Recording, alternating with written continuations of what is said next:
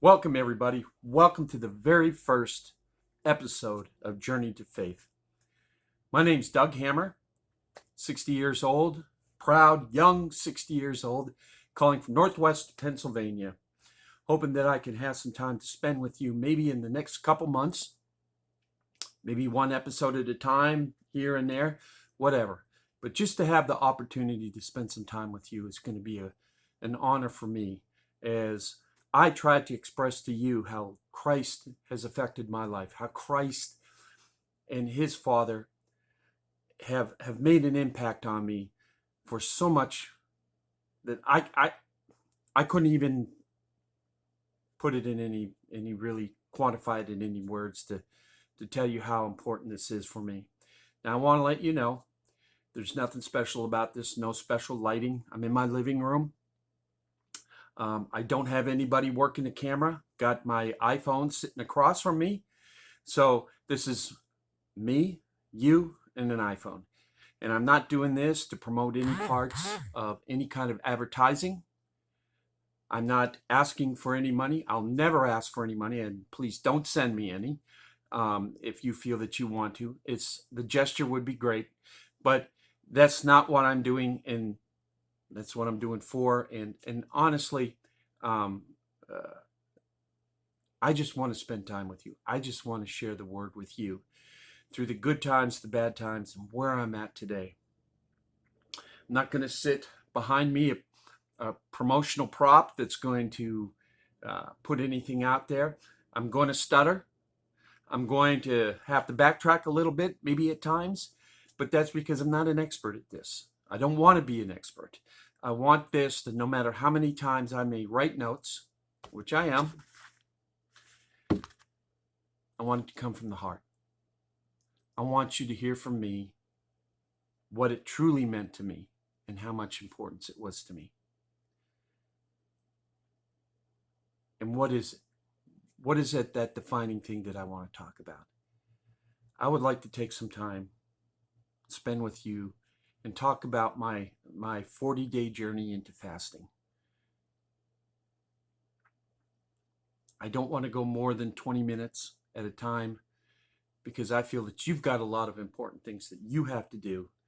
And if I could just get that little bit of time with you, maybe once a day, every other day, like I said, it would be an honor to do it. But what I want to do is I want to delve into this fast, a 40-day fast that on its surface sounds interesting, sounds far away, sounds like something that can't be done. And on worldly terms, I really think it can't. It's not healthy. No medical doctor is going to tell you don't eat for 40 days.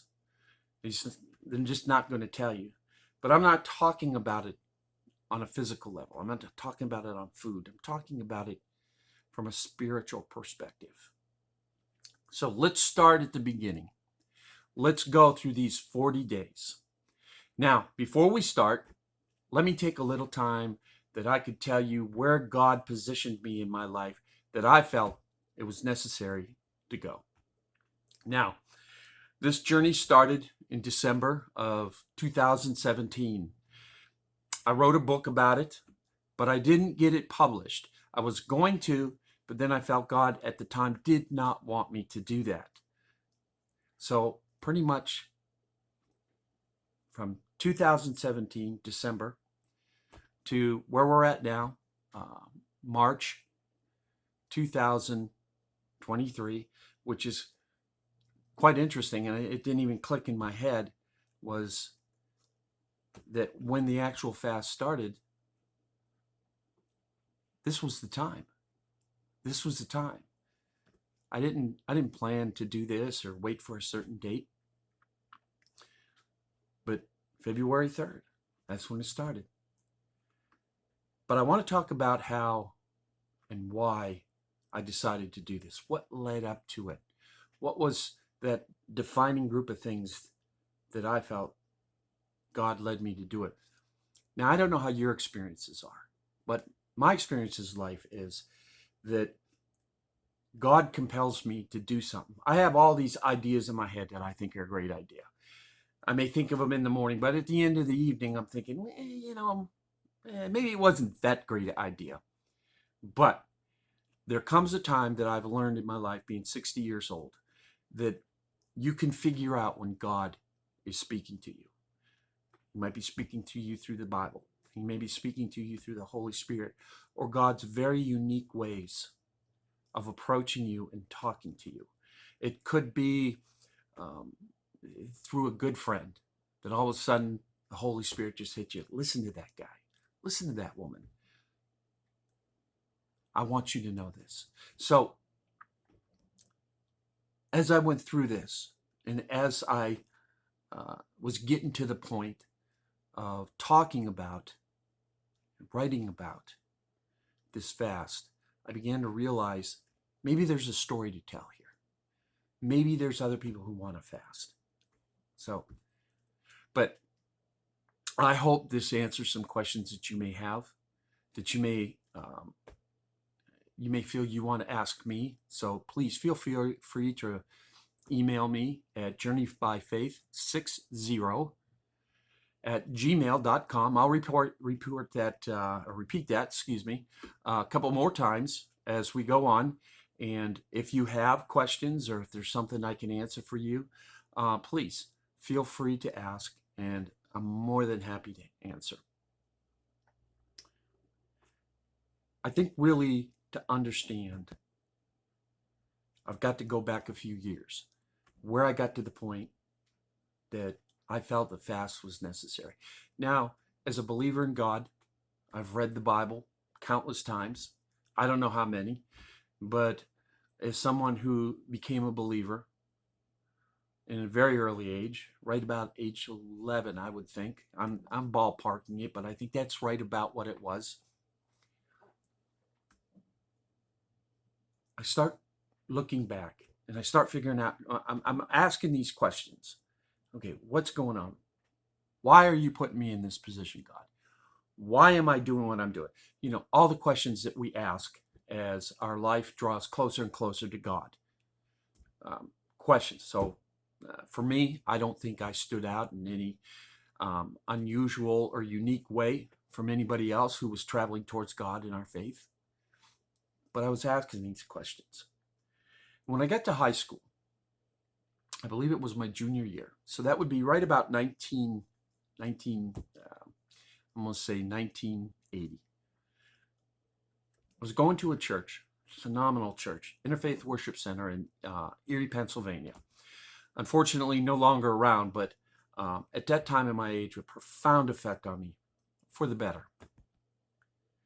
Well, our pastor was talking about fasting. And as every good pastor does, he goes back to that once or twice a year and starts talking about the extreme importance of it. So I got to thinking. In high school, phenomenal youth group headed by Paul Luciano, again here in Erie. And he was really leading me through some really great moments in my life in learning about Christ. But anyways, we got to the point where we're talking about fasting. So I decided that I was on my own. I wasn't going to do it with anybody else. I was going to fast for 3 days. Now in high school, I was like a lot of typical students. I played sports, played football, ran track. And so there was a lot of very physical times in my life. So one of the great things I had learned at an early age was to understand and respect the fact that from a physical standpoint, when you go through a fast, you have to realize your strengths and weaknesses. Now, for me playing sports, I can't go out and run 100 yards back and forth practice, running into people, whatever, and expect to keep my energy at levels up. But it was just perfect timing. And again, I think this was ordained by God.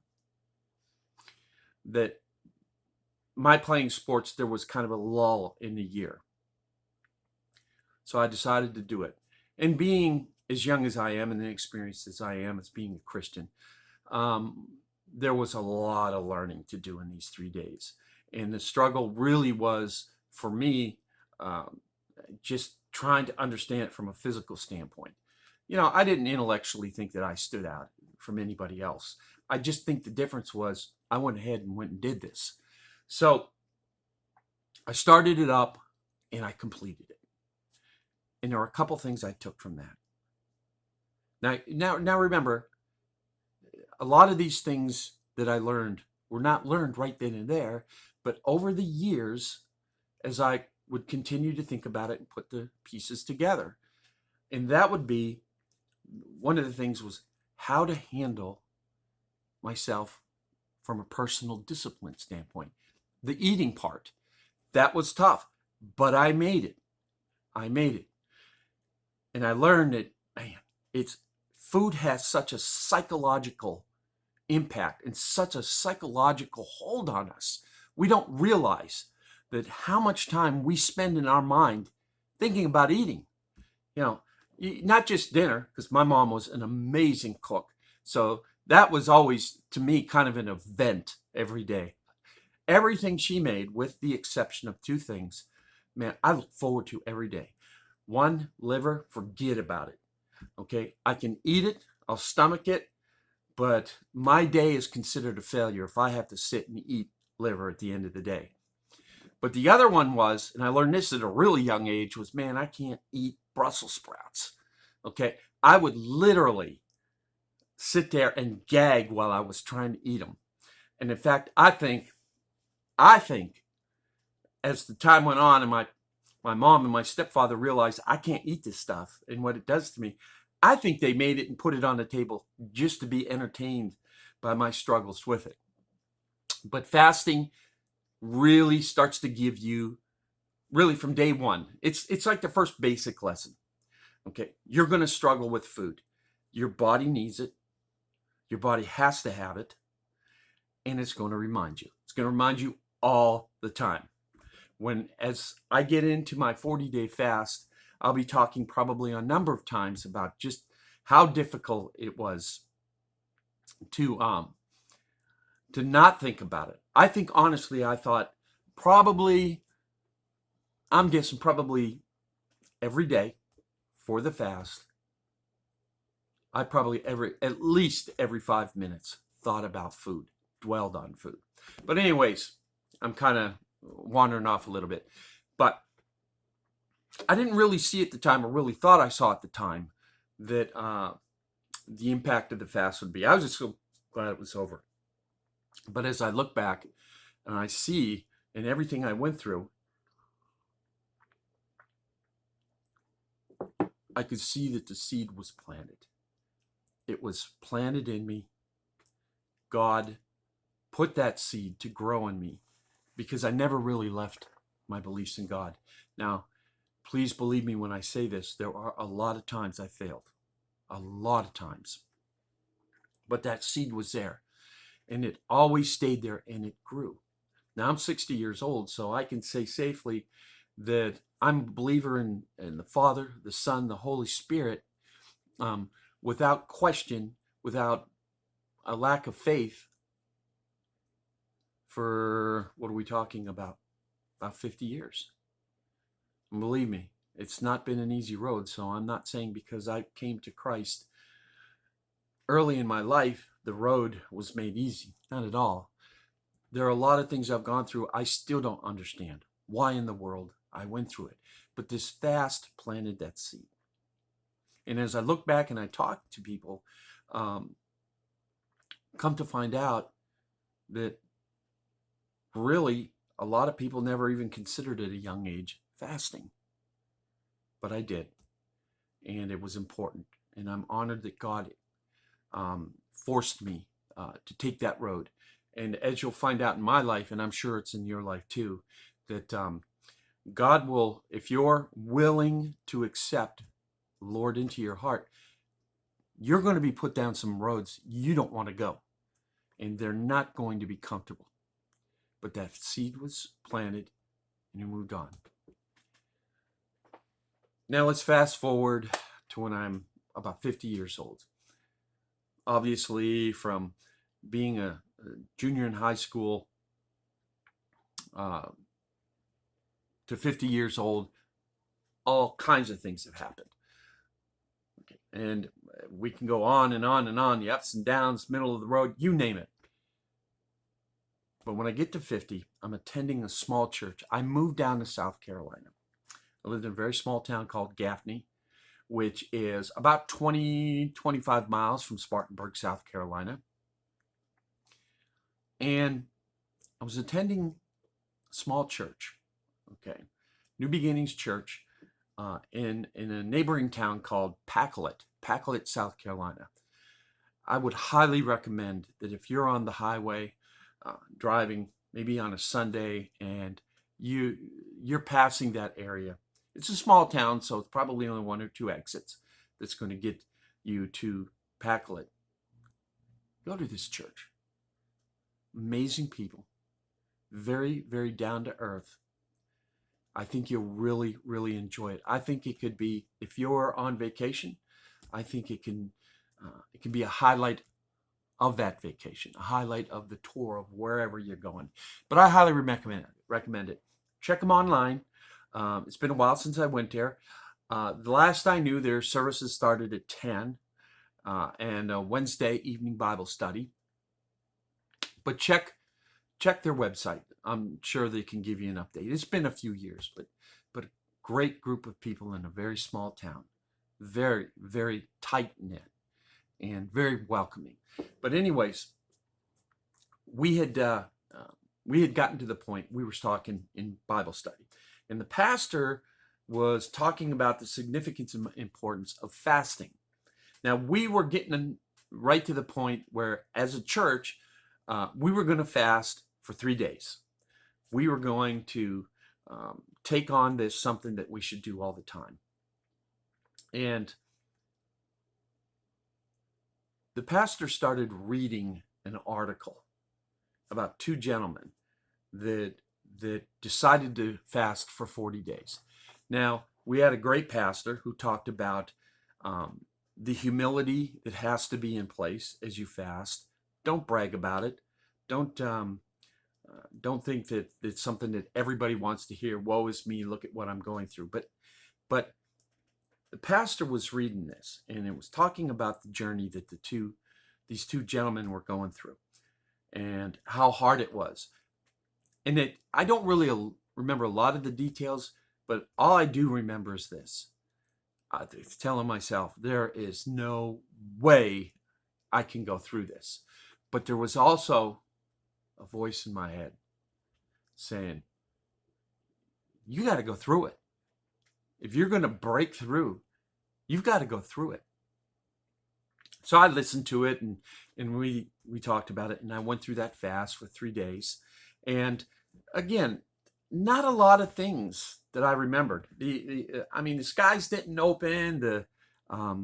God wasn't shining a light down on me and saying, hey, man, you did this. Okay, stand back. Here come the goodies. It wasn't like that. Pastor Jensen, who I started listening to recently, big church, I believe in down in somewhere in the South. Never attended it, but I watched a lot of his YouTube sermons. Would talk about this, that when he was big on pushing fasts, but he was saying that your blessing may come at day one. It may come when you finish. It may be several years down the road, but don't assume there's a time frame to go by. But anyways, did the fast, completed it. But now that voice of that seed that was planted was getting a little bit stronger. I could tell. And something told me down the road, but down the road somewhere, I was going to fast for 40 days. But like so many other people, God's precious words, we let go one ear out the other. So when I come back, we're ending the show. When I come back, we're going to take it from there. We're going to move forward. And like I said, there's going to be some times we'll just dwell and focus and zero in on one particular thing, but then we might move a little bit quicker. So I would love to hear from you. If you have any questions, please feel free to contact me. journeybyfaith60@gmail.com. I would love to hear from you. I would be honored to hear from you. And if you got a criticism, just keep in mind, I'm not a pro at filming. I'm not a pro at doing these things. The emphasis for me is to tell you a true story, tell you what I went through, and an amazing 40-day journey that has gone so much farther than I could ever imagine. Not only in a straight line, but deep, deep down into my soul and into my heart and into my mind. So I hope to hear from you soon. I'm going to start pumping these out as quick as I can. We'll see where it goes. It's good to hear from you if you want to email me. So again, please, journeybyfaith60@gmail.com.